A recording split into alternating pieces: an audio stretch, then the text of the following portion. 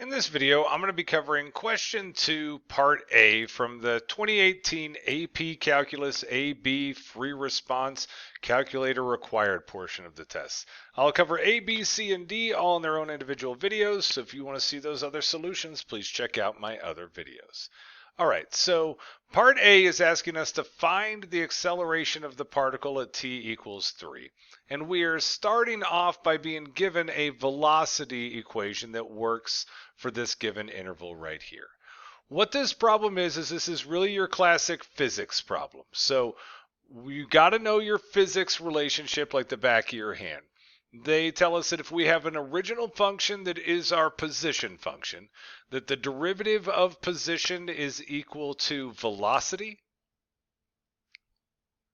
And then the second derivative of position, or the first derivative of velocity, is equal to acceleration. And it's acceleration that we're trying to find on this one. So what's happening here is we're actually starting at this middle level with a velocity equation given to us. And what we need to do is find the derivative of that and plug in the value of 3. So what we want to do is find v prime of 3, which is equal to the acceleration at 3. And lucky for us, we've got a calculator to use on here so that we don't actually have to find the derivative ourselves. We just need to find the value so we can do this in the calculator. So what we'll do is in y1, we're going to take and we're going to put our velocity equation. So this is 10 sine of 0.4, and when you type it in, you're going to want to put an x in instead of a t.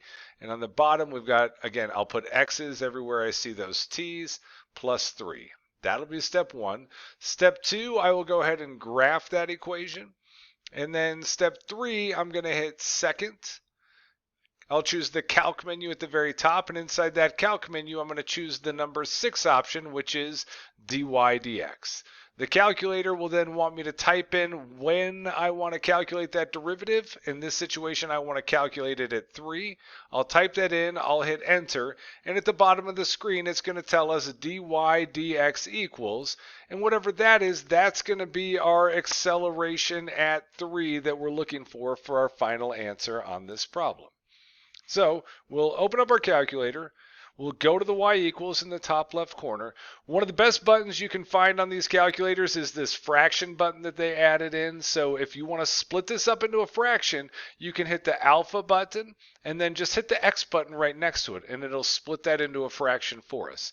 On some of the older calculators, they might not have that alpha x button. You might have to go alpha, then hit the y equals button. It'll pull up this menu and then choose the number 1 option in that menu, n over d, numerator over denominator. So you want to split that into a fraction. It just saves you from having to add a bunch of parentheses. If you don't want to use that button or don't know how, when you type fractions into your calculator, you need to make sure you put the whole top in a set of parentheses, divided by, and then the whole bottom in a set of parentheses. Your calculator is very literal when it comes to its order of operations. So make sure you do that. So then 0.4x squared, we're typing this thing in. Then down to the bottom of our fraction, x squared minus x plus 3.